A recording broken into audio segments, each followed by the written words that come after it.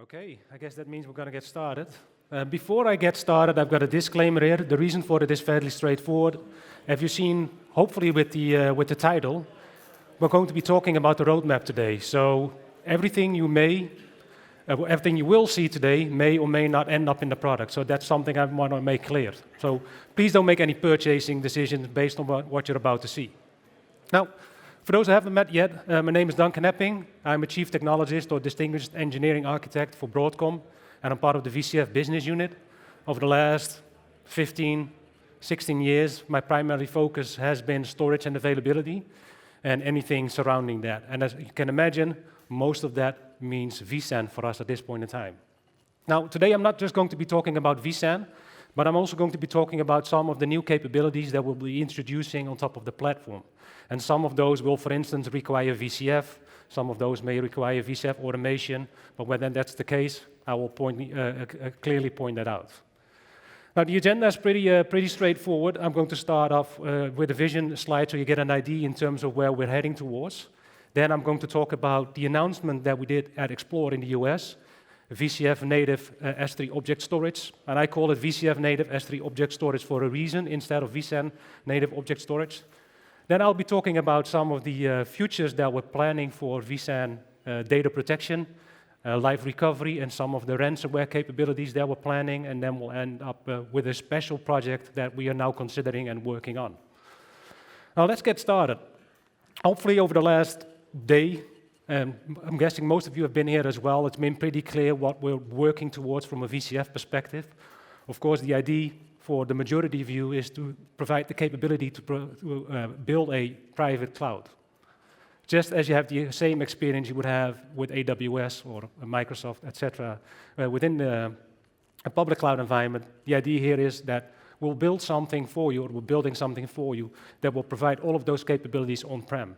For those who haven't seen Cormac's sessions earlier today, he, for instance, showed you how you could create a database as a service solution, which builds on top of the platform that we have available. Now, of course, as you can imagine, VCF is the key solution that we'll end up needing for that. And the plan is for us to extend all of the capabilities that are already part of the platform to make it more suitable to run some of those different types of workloads that you may want to run on the environment itself. Now, if you look at it from a storage perspective, we've been working on a lot of these enhancements for the last couple of years. By show of hands, who's already using vSAN today?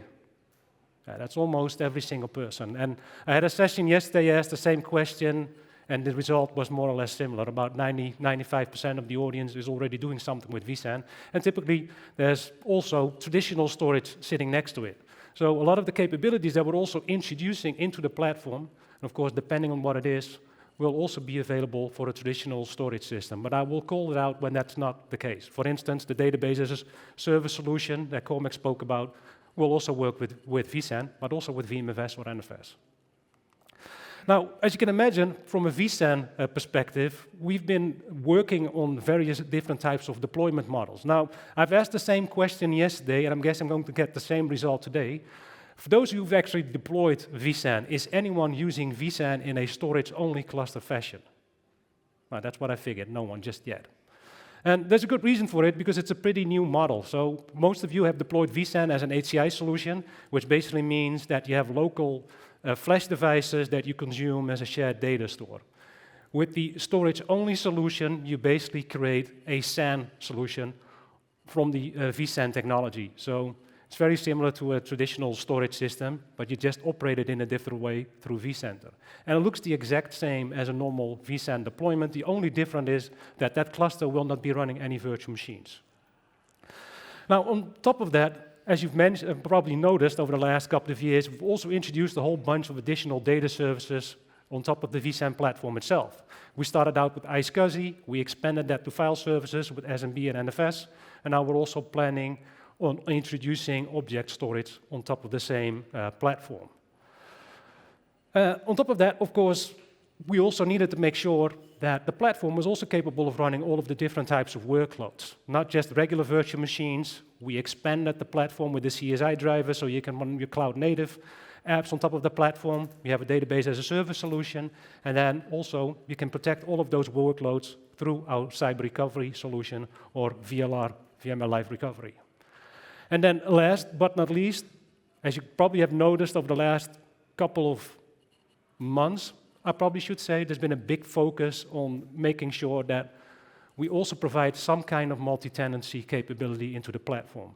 The key reason for it being, and those who don't know, we're planning on deprecating at some point in time VMware Cloud Director. So if you're a service provider and doing something with VMware Cloud Director, VCFA will be the way forward. That is what will bring all of those multi-tenancy solutions.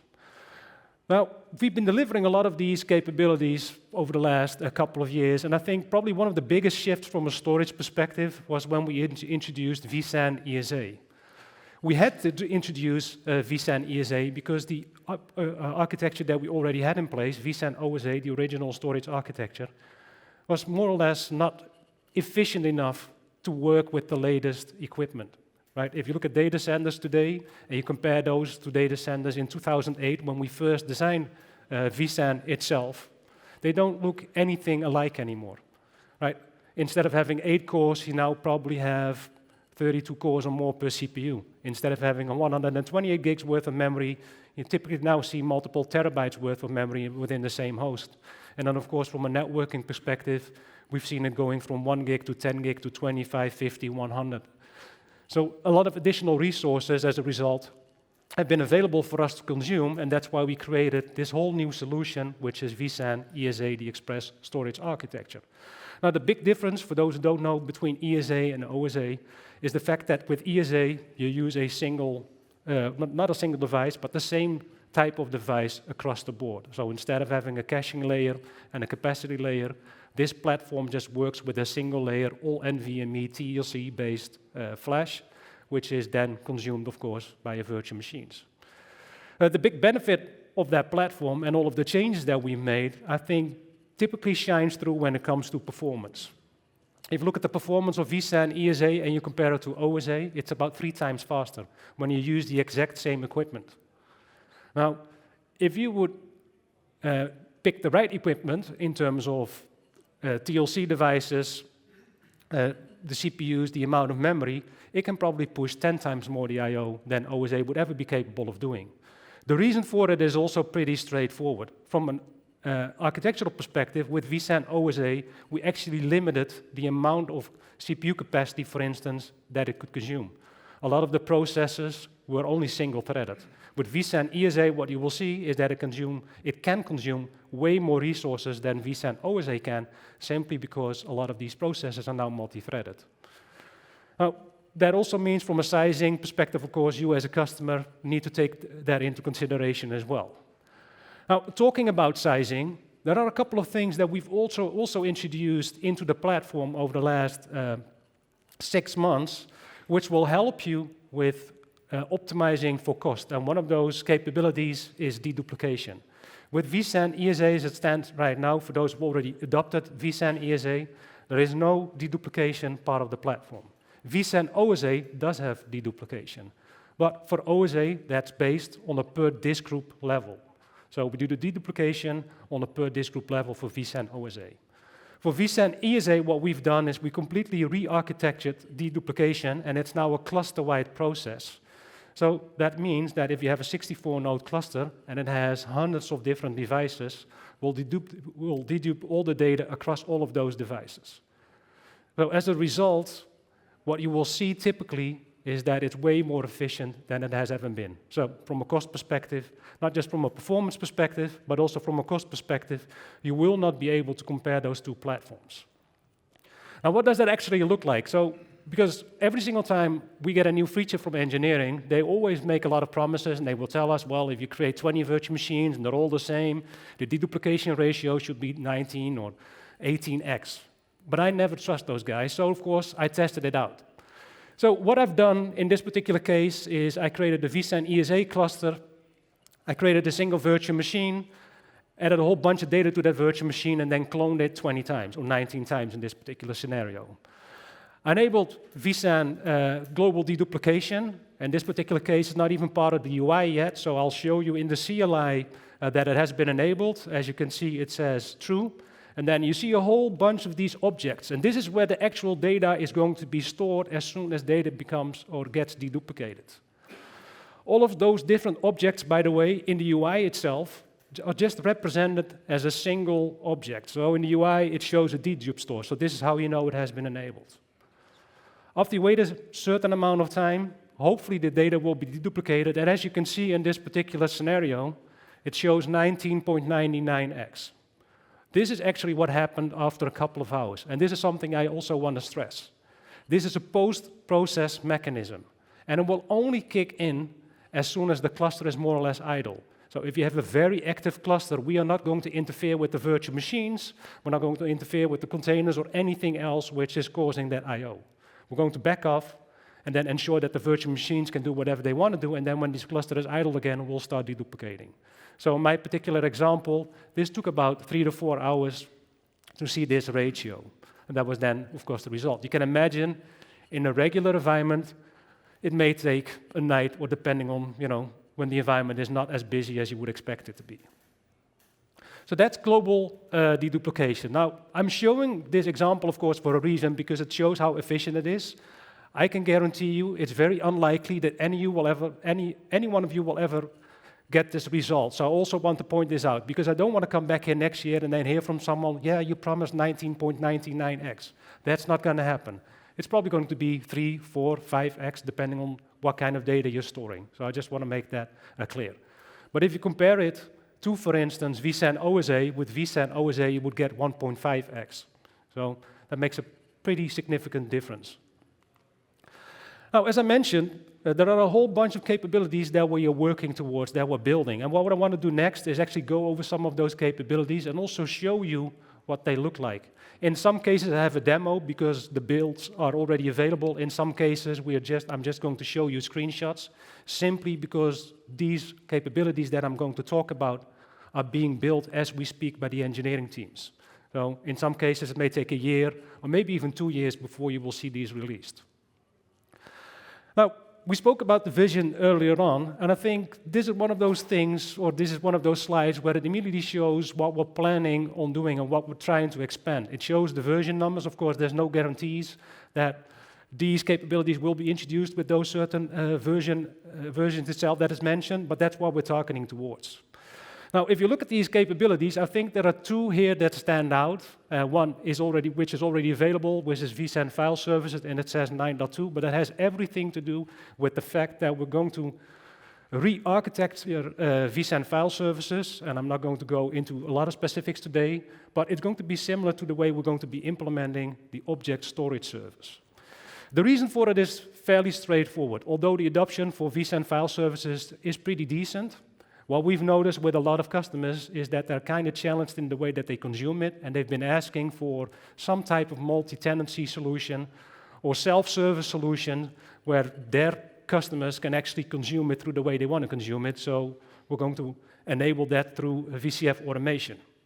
The same applies to object storage, by the way, and I'll go a bit more in depth from that perspective in this slide deck later on. Now, there's 2 things here, or there's one thing here that I think probably stands out. If you look at the solution itself, I've been mentioning multi-tenancy a couple of times, and I know it may not be relevant for all of you. Although in this particular example, for instance, where we show VCF and we show all of the capabilities that it can provide, it does not necessarily mean that you'll end up with a developer or an end user directly accessing your infrastructure itself. Of course, although they are 2 different personas, that could be the same person in the back end, right? To us, that doesn't really matter. But from an interface perspective, and I will show you that later on, it does or may mean that there may need to be a couple of hubs within the interface itself, and that's something that we're exploring, how we can optimize that for customers. Because, as I mentioned, if not all of you have a multi-tenancy environment, some of these different steps may feel unnecessary. So that's what we're trying to figure out and what we're exploring at this point in time. Now, of course, vSAN is going to be the main platform for a lot of these capabilities, especially when it comes to the object storage interface, for instance. That is going to be built on top of vSAN. Now, when I say it's going to be built on top of vSAN, And it was originally announced as vSAN native object storage. The reason I called it VCF native object storage at the start of the session is pretty straightforward. Because as soon as we start looking at the architecture itself, one of the things that you will notice is that although it mentions vSAN ESA at the bottom, it also mentions a supervisor cluster. It mentions organizations, which is a result of VCFA, VCF automation, which also means you require VCF. So to me, that sounds more like a VCF native solution than a vSAN native solution. So I just want to point that out. But if you'll end up building that solution itself for your end users, for your developers, or application owners, or whatever it may end up being, you will be able to provide them the capability to create S3 object storage on top of the platform. In a very similar way, you would expect it to be available through AWS or any of the other public cloud environments. So what does that actually look like? Well, as I've mentioned, this is all going to be based on the VCFA, and with VCFA, what you will see is that you'll typically have multiple personas. So let me quickly talk you through the different personas. What we'll see during the mock-ups is that there's a provider admin persona, which is typically the virtualization admin.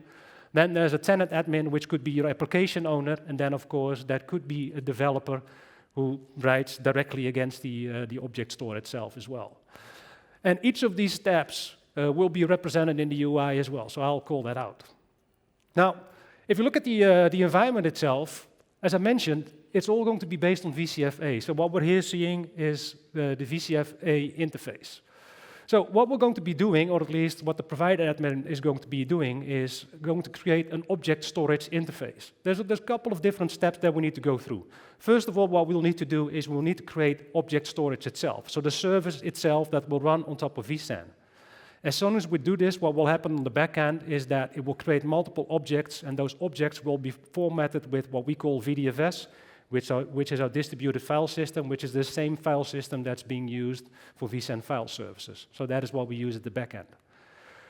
When we go through this effort and you specify all the details that you'll need to specify, what you will see is that an object storage will pop up. But this is just the service itself, so it's not an S3 bucket. You cannot really consume anything at this point in time. It's just a service that will now allow you to create a bucket itself. Or, for instance, you could assign the bucket to someone or an organization if you have multiple organizations, if you have multiple tenants.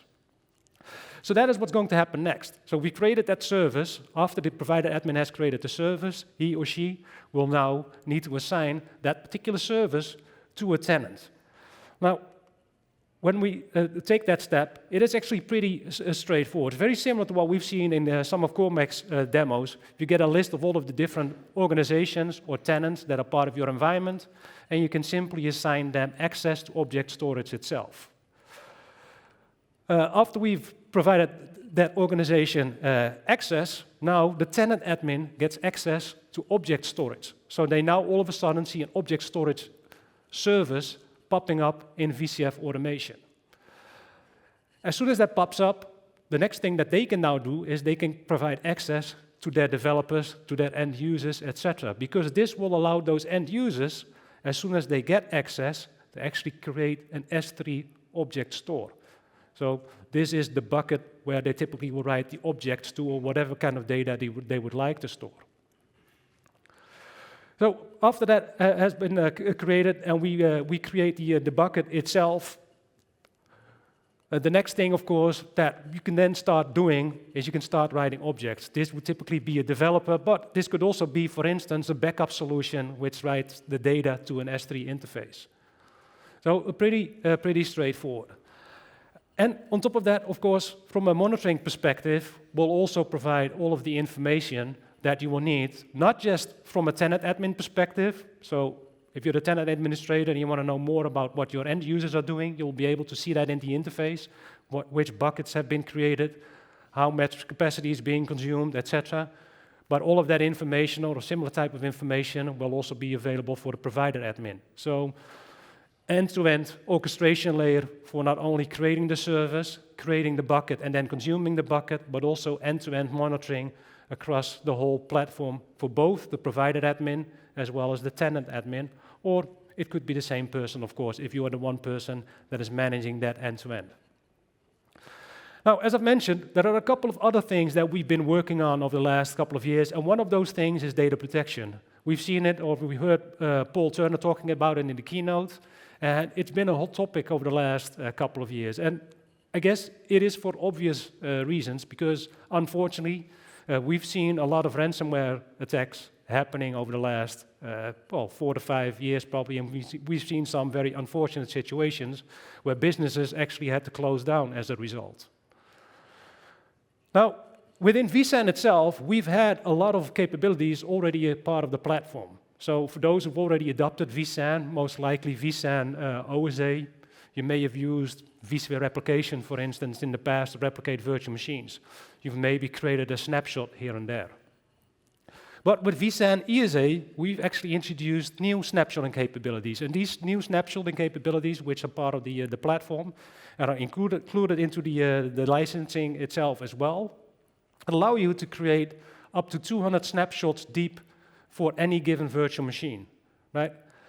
I don't know if anyone has ever tried doing 24 snapshots deep for a virtual machine running on VMFS or NFS or whatever it ends up being, but I can guarantee you that it will not perform. With vSAN ESA, that is completely different. So we've overhauled the whole snapshotting mechanism, and instead of actually creating additional objects or additional files where new blocks are written to, we now actually make a copy of the metadata structure itself, and we keep on writing to the same object. Which, as a result, also means that from a performance perspective, when, for instance, you're doing 50,000 IOPS and you're creating 12 snapshots, you will not see any performance dips in those graphs. Not from an IOPS perspective and not from a latency perspective either, right? Now, those who've done multiple snapshots in any given virtual machine, you probably also know that when you create a snapshot, that's typically not where the problem arises. The problem typically arises when you delete all the snapshots at once. Because then, normally with vSAN OSA or with VMFS, we would have to copy data from one file to the other file, and then at some point in time, the virtual machine is going to get stunned and will copy those last couple of gigabytes. It may take seconds, it could also take minutes, right? And if you're unfortunate and it's a database virtual machine, and that database or that virtual machine is stunned for minutes, I can guarantee you that the application owner will start complaining. With vSAN ESA, that does not happen either. We've completely removed the stun mechanism for snapshotting specifically. So if you delete all of the snapshots, we'll converge the metadata structure itself, and as everything, all the data has been written to that same object or to that same file, we don't need to copy over any of the data either. So if you click delete all, you will not see any performance degradation either as a result, which is a huge benefit. So what we've then done, on top of that snapshotting solution, is that besides being able to create local snapshots, we've also provided the ability to start replicating those snapshots. Now, the funny thing was, when we first released that, when we first started talking about it, of course, the thing that happens always is that you start getting questions. When we introduced the replication mechanism, for instance, when you wanted to replicate a virtual machine, or you had to select a virtual machine, you could manually select the virtual machine, or you could provide a string and it would select all of the virtual machines with that name associated with the string. So the first question that came from customers, I use tags for all of my virtual machine automation, so why can I not just simply select a tag? Then, of course, other questions that started popping up was, well, from a monitoring perspective, if I use replication and I need to monitor the solution itself, I always need to go to the lifesite recovery UI instead of looking at vCenter Server. So why isn't part of vCenter Server? Because that's the primary interface that I use for 99% of all the work that I do. And then another thing that popped up that the customers were asking for was if we would ever provide the capability to precede some of the virtual machines. And with preceding, I'm referring to the fact that you may have a large virtual machines for which you want to set up some kind of replication mechanism, but you want to pre-copy that virtual machine from one location to the other location, and then start replicating after it has been initially copied over manually. So that is something that we took back to the engineering team, and in the next release, we're actually going to solve some of those problems. So the demo that I'm showing here, this is an unreleased version of the product itself. I've already got vSAN ESA configured, and I've got data protection up and running. So I've got the VLR appliance up and running. As you can see, I already have replication enabled as well, and I don't only have one location, I actually got multiple locations. In this particular example, what I'm actually showing is a virtual machine which has been pre-copied. As you can see, it says VM, or it's showed VM seeded, and that's that virtual machine that I pre-copied over. So what I'm going to do next is I'm going to provide that virtual machine that I pre-copied over to that environment. I'm going to give it a tag, and then I'm going to create a protection group and use the tag itself and that copied over virtual machine as my base layer for a new protection plan. So this is the creation of the protection group. For those who haven't seen it yet, I'm going to set up both local protection as well as replication itself, and of course I'm using the tagging mechanism. So this is the new capability that we'll introduce into the future.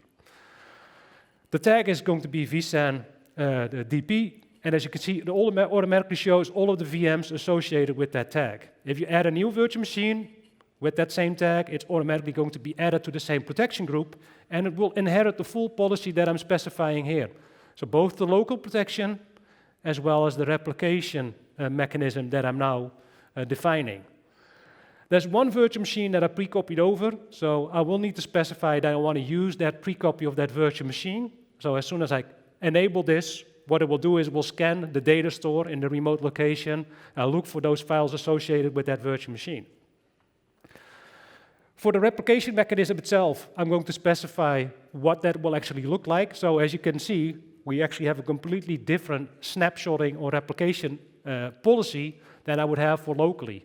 For local, I could specify I would like to have 200 virtual snapshots, for instance, but for my remote copy, I could say only replicate 10. So those could be completely different. They could be snapshotting at different times as well. Now, after I've done that, as you can see, the protection group itself pops up, and it will start replicating the virtual machines that will need to be replicated from scratch, and then the virtual machine, which has been pre-seeded, as a result, will pick up the files that were already available in that destination.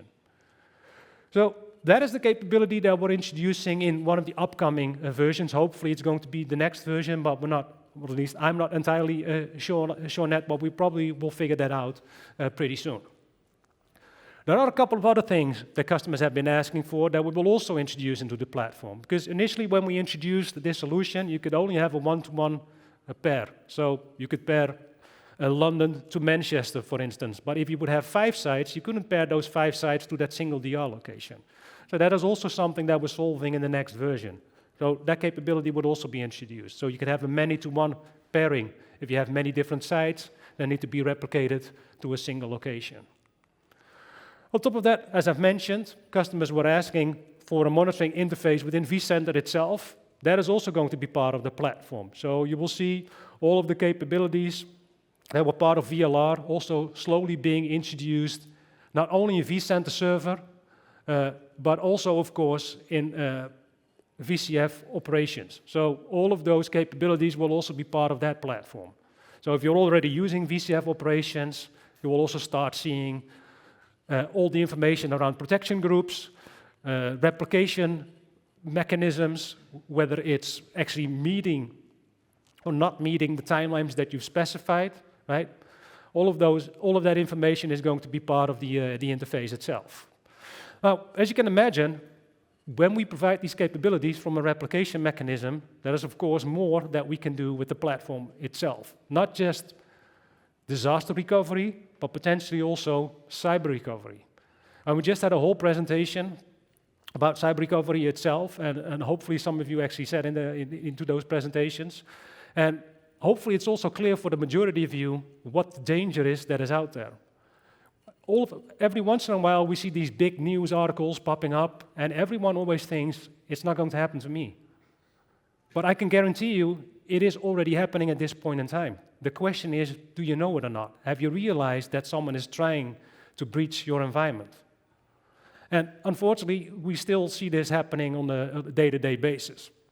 So what we're now working towards for VCF specifically is to provide a platform that will allow you to do some form of cyber recovery, on top of having all of the other capabilities available as well for disaster recovery itself.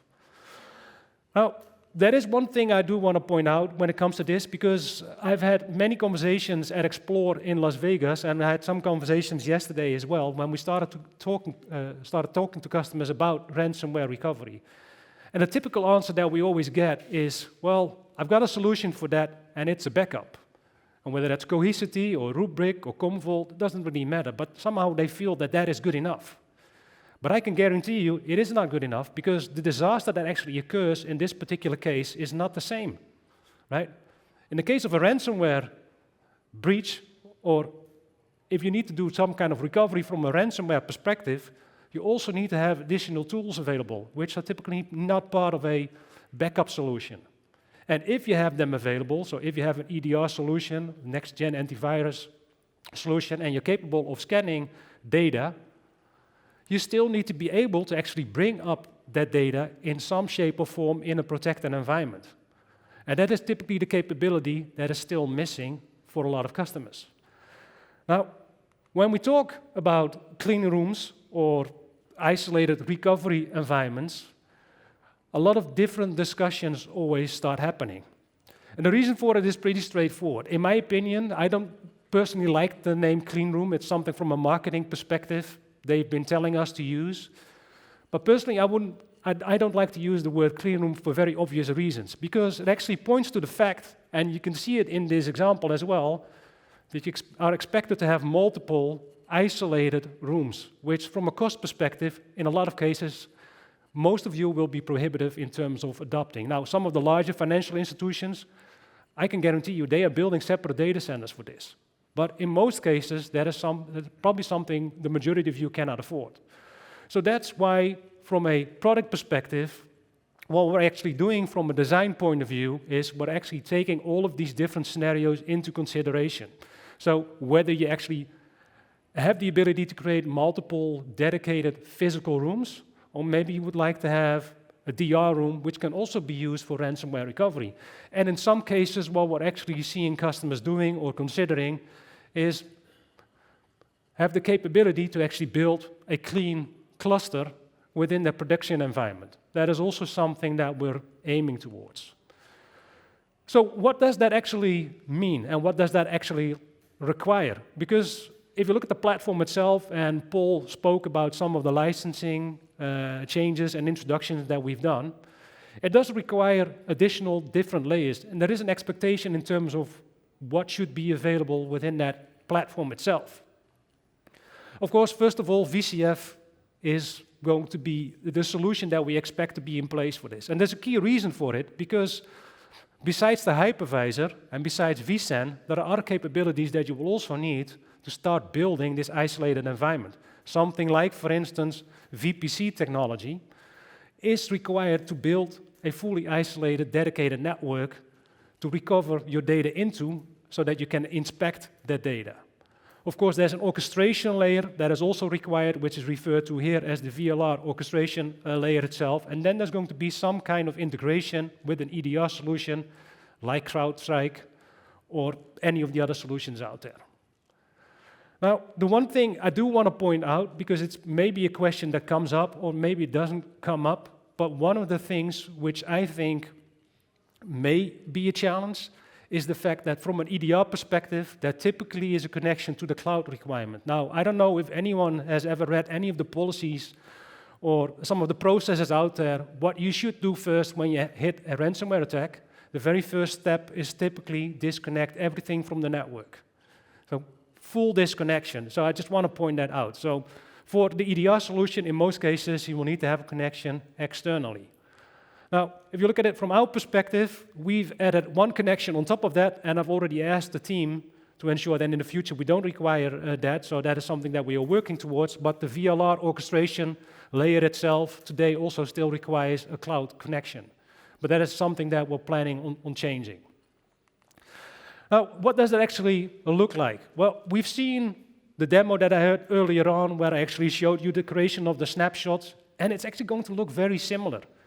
The only differentiation that you will see in the interface itself is that there's an additional tick box that allows you to specify what this particular protection plan is going to be used for. So when we create this plan, you have the option to say it's either going to be used for disaster recovery or it's going to be used for ransomware recovery. And why do we differentiate? Well, it's fairly straightforward because that second step is, do you want to integrate with your EDR solution? Do you want to integrate with Carbon Black or, in this particular example, CrowdStrike? For a DR recovery scenario, you typically don't need that. So that's why you have that first option in the UI itself. Now, when you end up in a situation like this and you've created that recovery plan based on the solution that you will going to be providing, the recovery itself is going to be more or less a fully automated process. And I'm saying more or less because there's always going to be some manual steps required. You may want to inspect your file systems, some of the services manually to ensure that the data that you're restoring isn't breached. So if you go to the UI and you would run this particular plan, of course there is also going to be an option for ransomware recovery itself. So just like you had to enable it, you also have to select it when you recover it. But when you do, and you run that recovery plan, you now all of a sudden have an option to select the virtual machines that you want to recover. Of course, you can select all of those virtual machines, or you can select a single virtual machine. When you do that and you select that virtual machine, we're also going to inform you about which snapshot most likely has not been compromised. But this is more or less, it's not a guess, it's an educated guess, but it's still us guessing that it's not compromised. Right? In this particular example, what you'll see in this diagram is that you'll see a couple of large peaks with the change rate and the entropy rate. This is probably where the ransomware has encrypted the data. So you will need to select a snapshot before that point in time to ensure that at least what you're recovering most likely hasn't been breached. Now, you can do that for a single virtual machine, but we'll also provide you the option to do that for multiple virtual machines. So if you do want to recover multiple virtual machines at the same time, whatever it ends up being, you will also be able to do that in the same interface. When you recover them, the other capability that we'll actually provide is the ability to specify in what shape or form those virtual machines should be isolated. Now, in this particular example, it shows quarantine plus analysis. Of course, that's going to be the default because we expect that environment to be completely quarantined.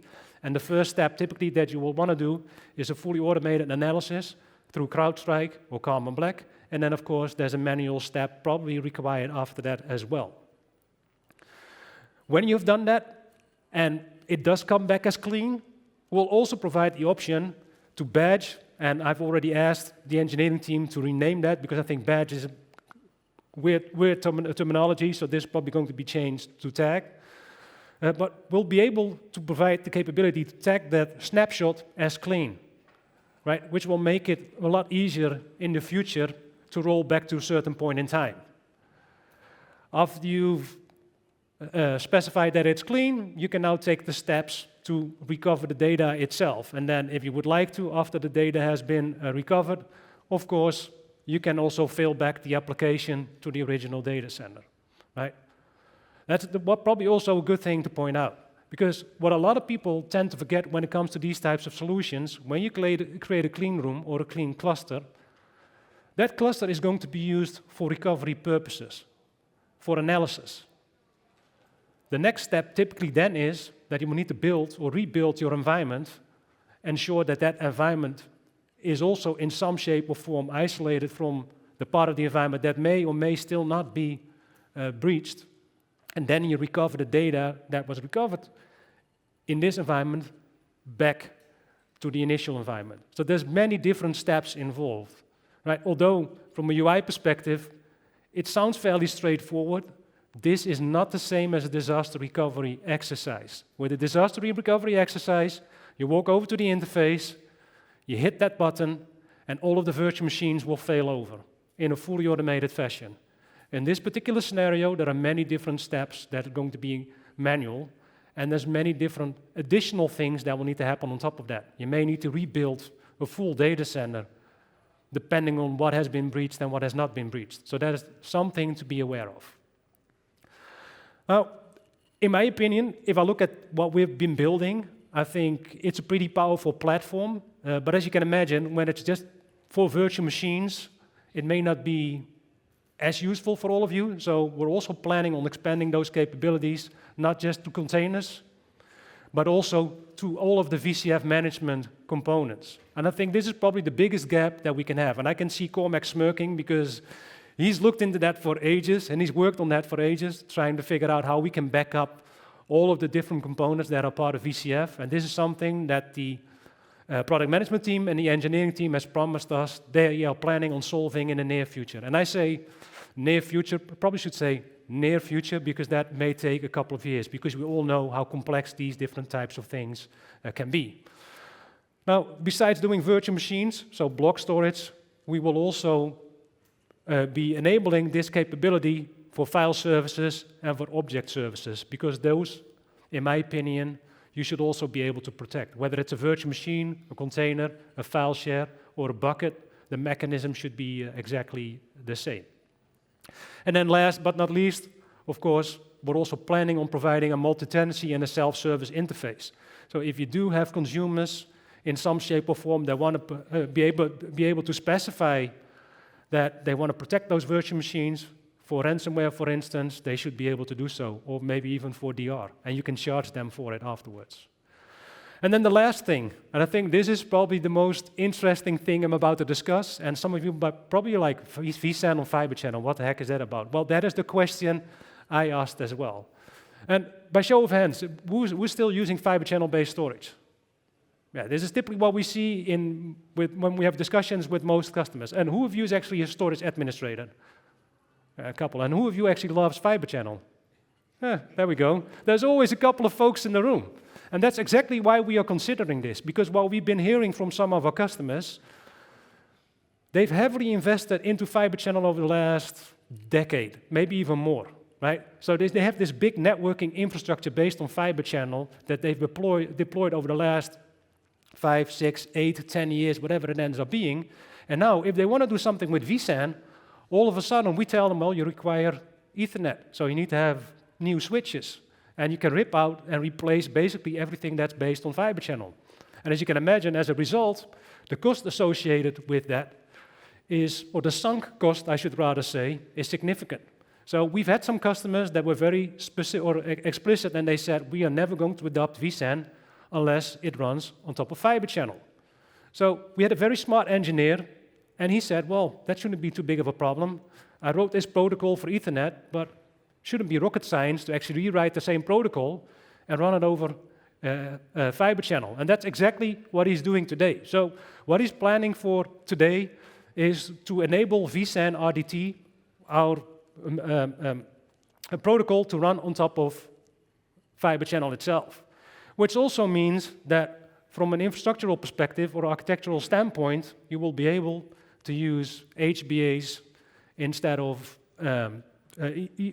Ethernet cards or NICs to connect back to your environment. Now, the one thing to point out here, because I had that question, in Las Vegas, I'm showing single NICs or a single HBAs in this particular scenario, but of course it will all be based on dual setups, right? It's going to be fully redundant. But this is something that we're actually actively exploring, which then for some of you may mean that it will open up the ability to start migrating virtual machines which are now running on top of an older storage system based on Fibre Channel over to vSAN ESA on Fibre Channel itself. So hopefully that is something that you will consider in the future if it wasn't an option just yet.